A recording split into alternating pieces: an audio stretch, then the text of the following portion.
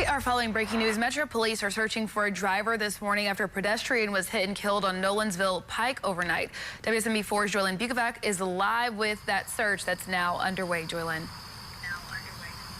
Yeah, right now Metro Police, they are searching for a black pickup truck that they say hit a pedestrian right behind me here. This happened just after midnight, and witnesses say that the pedestrian was crossing the road, and the victim was rushed to the hospital but was pronounced dead there. Right now, investigators are trying to identify that victim and find the driver.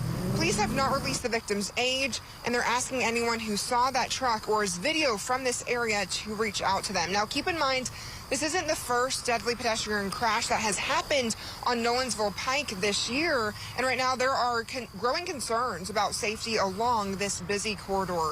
And Nolensville Pike is actually one of the focus areas of Nashville's Vision Zero safety enhancement plans, with some plans to make some safer crossings, as well as more lighting and some other safety enhancements. This is something that we've been following for a couple of years now.